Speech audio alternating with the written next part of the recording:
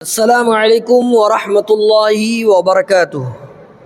آج ہم لوگ سیکھیں گے قرآن پاک میں جو مشکل الفاظ ہے۔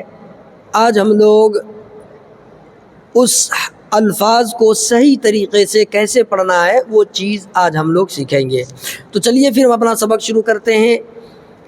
اعوذ باللہ من الشیطان الرجیم، بسم اللہ الرحمن الرحیم۔ دیکھیے سورہ قیامہ آیت نمبر 27 میں یہاں پر دیکھیے لکھا ہوا ہے سکتہ۔ تو یہاں پر جو ہے ہم لوگ سکتہ کرنے میں کنفیوز ہو جاتے ہیں کہ سکتہ تو ہے لکھا لیکن سکتہ کریں گے کیسے، کیا کیسے جاتا ہے، تو وہ میں آپ کو یہاں پر کر کے بتا رہا ہوں، ٹھیک ہے۔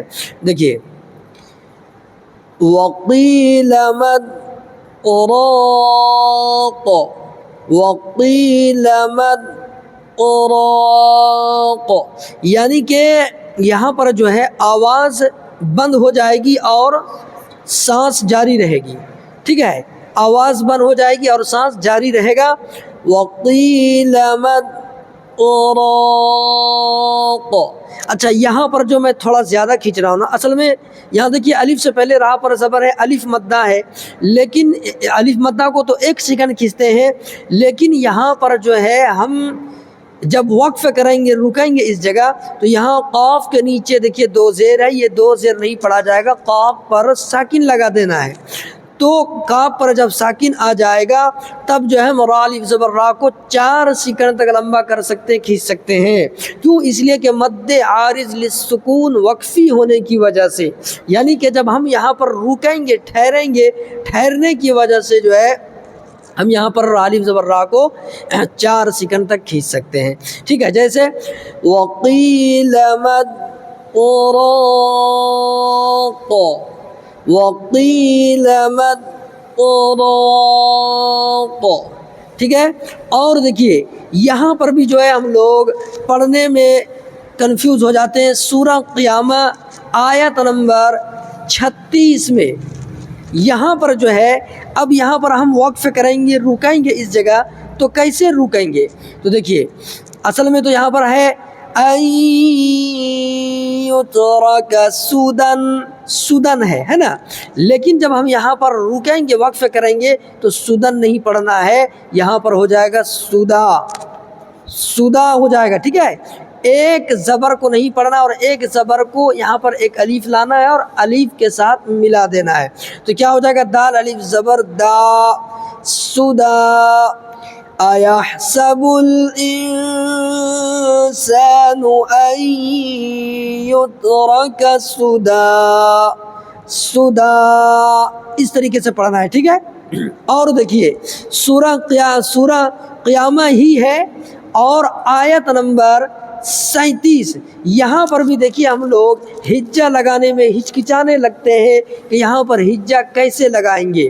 تو دیکھیے میں آپ کو بالکل آسان طریقے سے بتا رہا ہوں، پہلے یہاں سے میں یہ آیت پڑھ دیتا ہوں، پھر اس کے بعد آپ کو ہجہ لگا کر کے بتاؤں گا، کیونکہ کئی تسجید یہاں پر ہے۔ دیکھیے یہاں بھی تسجید ہے، یہاں بھی تسجید ہے، یہاں بھی تسجید ہے، یہاں بھی تسجید ہے، پھر یہاں ساکن بھی ہے، لیکن کیسے پڑھیں گے تو میں بالکل آسان طریقے سے میں آپ کو بتا رہا ہوں۔ دیکھیے أَلَمْ يَكُ نُطْفَةً مِّن مَّنِيٍّ يُمْنَىٰ، دیکھیے اب میں یہاں سے ہجہ لگا کے بتاتا ہوں۔ تا میم زبر تم، چاہے آپ اس طریقے سے بھی بول سکتے ہیں، یا تا میم 2 زبر تم، اس طریقے سے بھی بول سکتے ہیں، دونوں طرح کی اس طریقے سے بولنا جائز ہے، ٹھیک ہے۔ تا میم 2 زبر تم، میم میم زیر میم۔ اب دیکھیے یہاں میم کے بعد نون بھی آ رہا ہے اور نون پر کیا ہے؟ ساکن ہے، تو کسی بھی حرف پر جب ساکن آ جائے اور اس کے بعد والے حرف پر جب تسجید آ جائے تو ساکن والے حرف میں نہیں ملانا ہے، ڈائریکٹ تسجید والے حرف میں ملانا اور تسجید والے حرف کو 2 مرتبہ پڑھنا ہے، ٹھیک ہے۔ دیکھیے میم میم زیر میم، میم زبر ما، میم نون یا زیر نی، یا 2 زیر ی، میم منی یہ دونوں یا کو پڑھنا ہے، میم منی یا میم پیش یوم، نون کھڑا زبر نا، میم منی یمنا. ٹھیک ہے, دیکھیے الم یکن نطفۃ من منی یمنا. ٹھیک ہے, سمجھ میں آ رہا ہے. اور دیکھیے یہ سورہ قیامہ ہی میں اور جو ہے یہ آیت نمبر 40 میں یہاں پر بھی ہم لوگ کنفیوز ہو جاتے ہیں, یہاں پر بھی ہچکچاتے ہیں کہ یہاں پر ہم ہجہ کیسے لگائیں گے. یہ ایک چھوٹا ایسا یا بھی دکھ رہا ہے تو اس میں کیسے پڑھیں گے. تو دیکھیے یہاں پر بھی میں آپ کو ہجہ لگا کر کے آسان طریقے سے بتا رہا ہوں. پہلے ایک مرتبہ یہاں سے میں پڑھ دیتا ہوں, پھر اس کے بعد ہجہ لگا کے بتاؤں گا.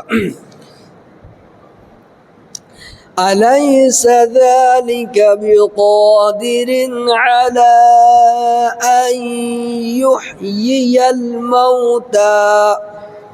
دیکھیے حمزہ یا زبر آئی, یہ نون پر ساکن ہے, اس کو نہیں پڑھنا ہے. ٹھیک ہے, ڈائریکٹ حمزہ کو یا میں ملانا ہے.